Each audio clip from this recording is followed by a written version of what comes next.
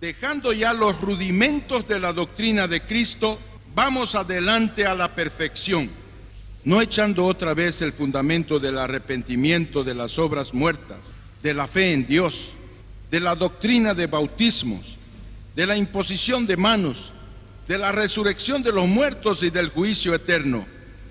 Y esto haremos si Dios en verdad lo permite. Mis amados, es importante entender que existen rudimentos que son también llamados fundamentos. Y la primera obra a ser realizada en una construcción, en un edificio, son los cimientos, son los fundamentos. Entonces, cuando elevamos un edificio y no tenemos un fundamento adecuado, cuanto más peso, cuanto más altura tome el edificio, más peligro tiene de caerse al suelo. Y es así que suele suceder en algunas construcciones donde nosotros por algún motivo no hemos calculado bien y hemos hecho una cuenta mala en relación a lo que pretendemos hacer. Tan importante es eso que el Señor dice que para ser creyentes tenemos que revisar y hacer las cuentas que hace un arquitecto para construir, pero no en términos de dinero. Él está hablando en términos de compromiso de fe, porque ser cristiano no es una cosa simple. Ser cristianos es una responsabilidad muy grande. Y cuando confesamos a Cristo como nuestro Señor y Salvador, y por medio de Él recibimos el Espíritu Santo, usted tiene que entender que es casa espiritual, es templo de Dios. El Espíritu Santo pasa a morar dentro de usted. Es por eso que usted, según la palabra de Dios, es visto por nuestro Padre Celestial como una casa espiritual. Primera de Pedro, capítulo 2, versículo 4 y 5. Acercándoos a Él piedra viva, desechada ciertamente por los hombres, mas para Dios es escogida y preciosa. Vosotros también, como piedras vivas, sed edificados como casa espiritual y sacerdocio santo, para ofrecer sacrificios espirituales aceptables a Dios por medio de Jesucristo. Entonces el Señor había enseñado a través de su palabra que había un local para adorar al Señor. Y a esa mujer llamada samaritana tuvieron una charla muy especial y Él les dijo que dentro de nosotros iba a ser el lugar de adoración. La mujer sabía que había un lugar de adoración y dice: nuestros padres adoraban en un monte alto, pero ustedes, los israelitas, usan el templo para adorar a Dios. Y Jesús les dijo: viene un tiempo en que mis verdaderos adoradores me adoren en espíritu y en verdad. Y ese entendimiento a veces no lo tiene el pueblo. Dios está diciendo que usted es templo de Dios, que la forma de adorar a Dios y la más efectiva no es solamente con sus labios, son con sus actitudes, sus miembros. Entonces, mis amados, en ese fundamento hay una construcción donde la piedra fundamental es Jesucristo. Entonces, muchas personas dicen: ¿por qué los cristianos hacen tanto énfasis en Jesucristo? ¿Acaso los santos no nos pueden llevar a Dios? ¿Acaso la propia madre de Jesucristo, que lo acurrucó en sus brazos cuando era niño, le dio de mamar cuando era pequeño, acaso ella no tiene autoridad y no tiene poder para llevarnos a Dios? Sabe, en realidad existe mucha gente buena que inclusive dieron la vida por Jesús, pero la principal piedra del ángulo, la principal pieza de esa construcción se llama el fundamento llamado Jesucristo. Es por eso que Él es el único camino. Es por eso que los cristianos, escúcheme bien, no somos ecuménicos. Porque ecumenismo es usted tolerar, respetar, pero pensar que existen varios caminos para llegar al cielo. Y la Biblia es exclusivista. Dice, solo hay un camino, la verdad y la vida es Jesucristo. Nadie puede llegar al Padre a no ser por Él. Entonces, mis amados, esa piedra fundamental es Jesucristo. Primera de Corintios, capítulo 3, versículo 11, dice así la palabra del Señor: porque nadie puede poner otro fundamento que el que está puesto, el cual es Jesucristo. Entonces, mis amados, para que todos seamos edificados sobre ese fundamento de los apóstoles, siendo la principal piedra de ángulo Jesucristo, es necesario nosotros tener y conocer los rudimentos, los fundamentos de la doctrina cristiana. Cierto día, al llegar a una región de Cesarea de Filipo, Jesús preguntó a sus discípulos. Y lógicamente Jesucristo comenzó a hacer muchos milagros, prodigios, y había mucho comentario sobre Jesucristo.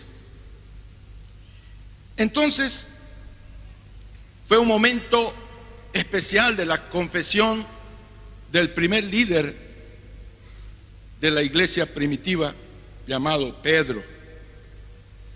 Entonces, dice la palabra del Señor en Mateo capítulo 16, versículo 13 al 19,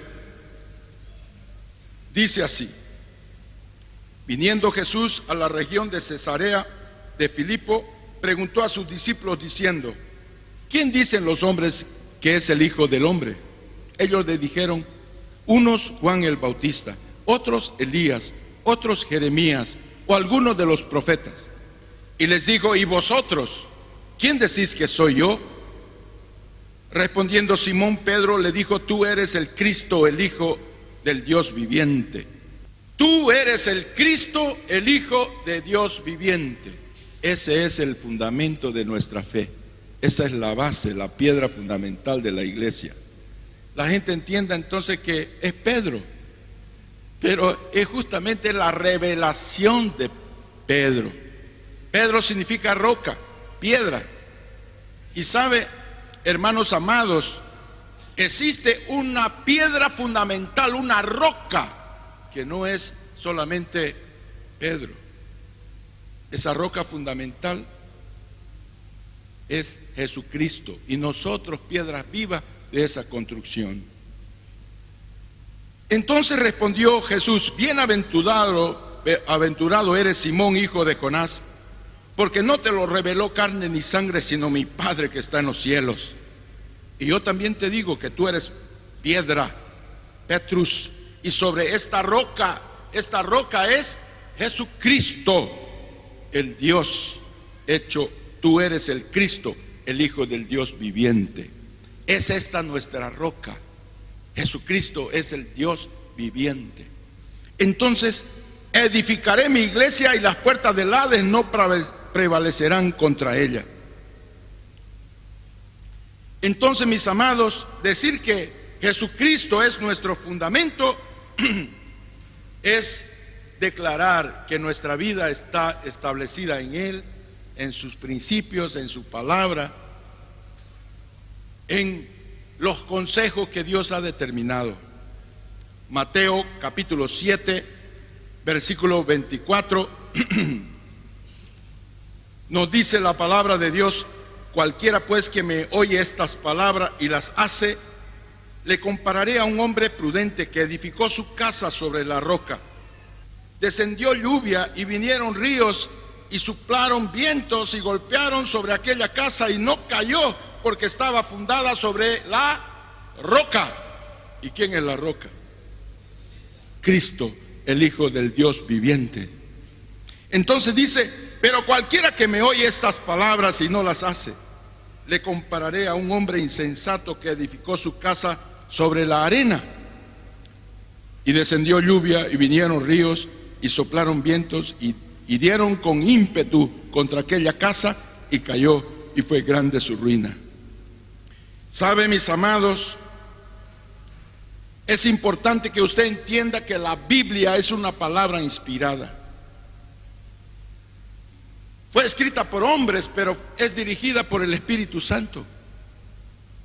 Y usted, al leerla, al analizarla, debe estar abierto como un niño para recibir de Dios.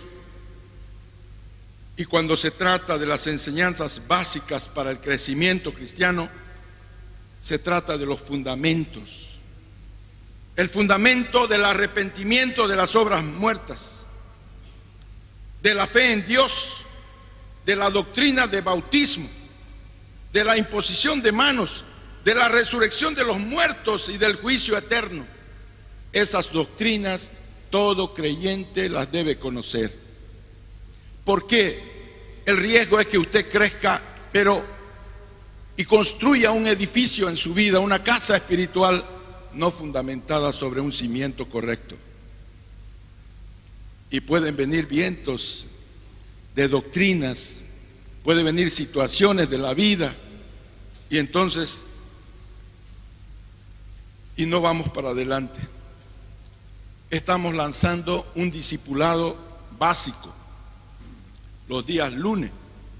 Para usted que no ha recibido la doctrina básica y quiere conocer los fundamentos de la doctrina, usted pueda caminar en ese estudio, en esas clases que vamos a dar, donde no hay examen, no se va a hacer control de disciplina de tareas. ¿Por qué? Porque muchas personas con ese temor han dejado de asistir a las doctrinas básicas y están perdidos. No saben si son cristianos, si son mormones, si son testigos de Jehová o si están en alguna secta diabólica. Y cuando dicen usted es creyente, entonces ¿cuál es la diferencia? Bueno, la diferencia es que allá somos más alegres, allá entonces levantamos las manos y me gusta más, me gusta menos. Hermanos, existen fundamentos que usted lo tiene que saber y lo debe entender, porque si no, usted corre el riesgo de ser llamado de médico sin haber cursado el curso de medicina.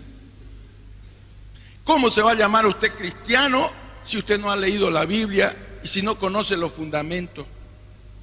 Entonces, mis amados, para formar una estructura de enseñanza básica de discipulado, la iglesia está lanzando entonces estudios diseñados para el discipulado. Cada uno gana uno. El propósito es que la Biblia dice: vayan y hagan discípulos.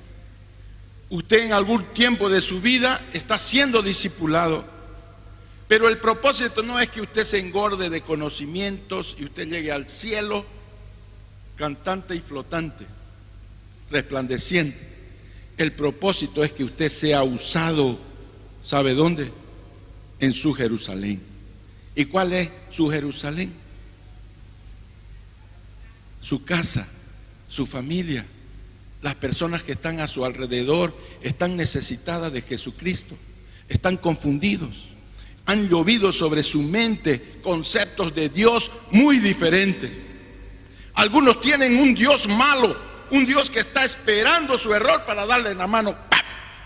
Te pillé. Otros tienen un Dios indiferente, que tenemos que pedir y tener muñecas, pedirle a un santo que le pida al otro santo para que llegara a Dios, porque es un Dios de mucha fuerza y hay que tener muñeca para llegar a Él.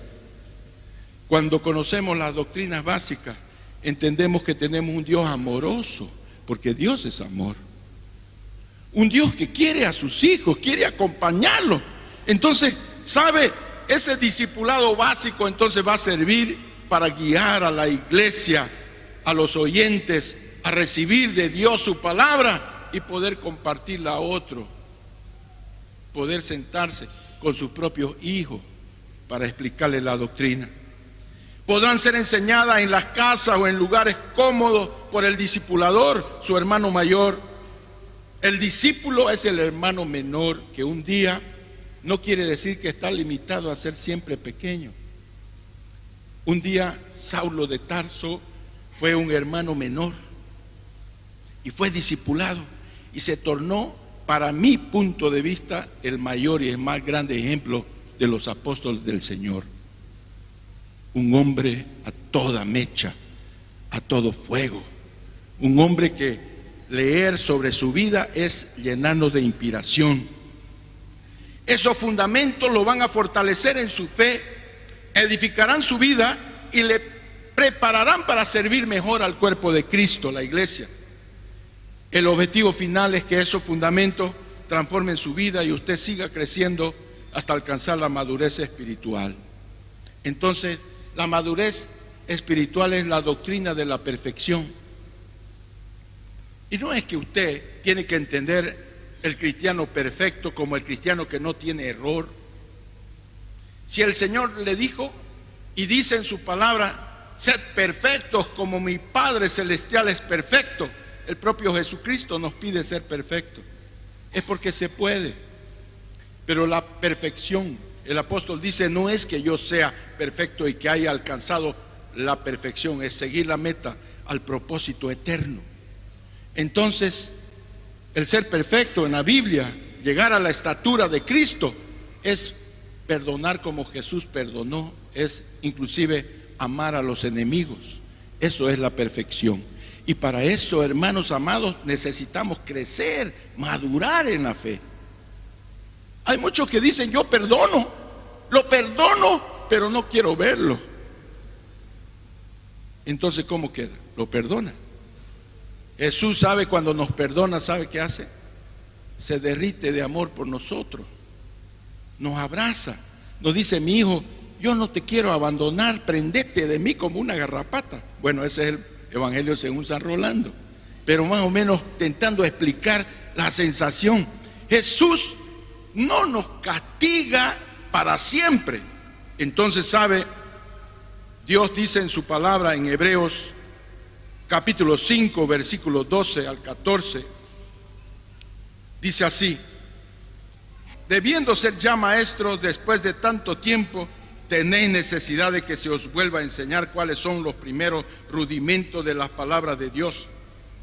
Y habéis llegado a ser tales que tenéis necesidad de leche y no de alimento sólido.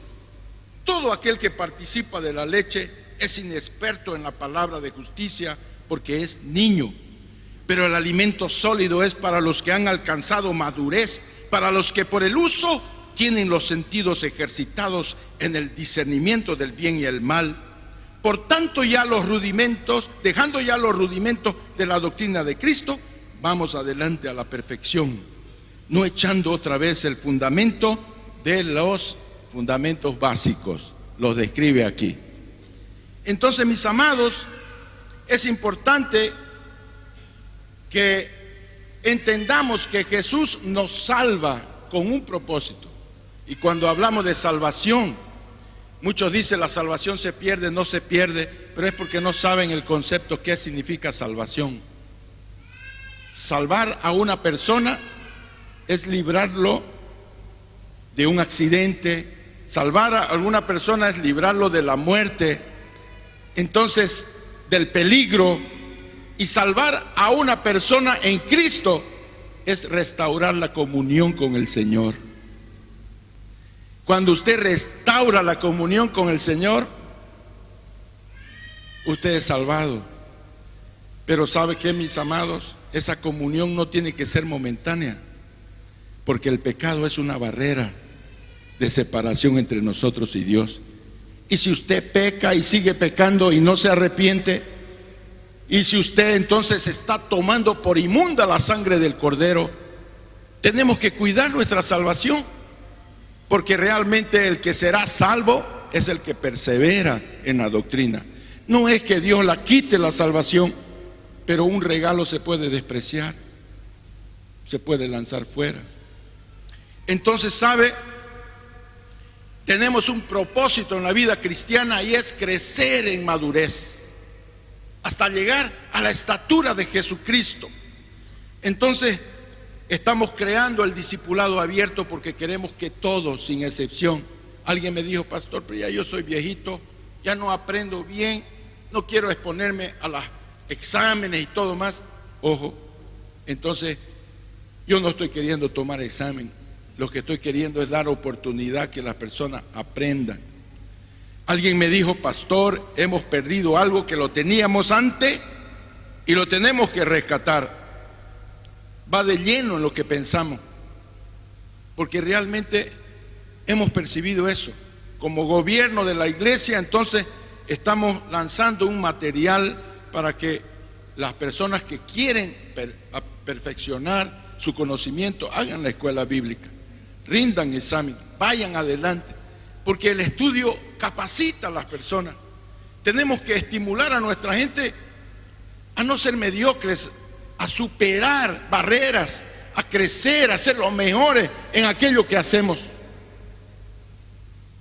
Pero no queremos también limitar a la gente que no tiene tiempo o que no tiene el sentimiento de ser un estudiante. Queremos abrir las puertas de la iglesia para darles oportunidad. Yo estaré muy frecuentemente en esas instrucciones, apoyado por el grupo de pastores principales de la iglesia. Entonces, el objetivo es que usted reciba la sana doctrina. Hoy en día estamos muy confundidos. Se enseña que para recibir milagros usted tiene que sembrar. Siembre y usted va a recibir su milagro. Haga un pacto con Dios. Y eso no es lícito hacerlo. Dios no nos da la salvación gratis, no nos sana con salario. Eso es de los hombres, doctrinas humanas, pensamientos de hombre. Entonces, ¿sabe?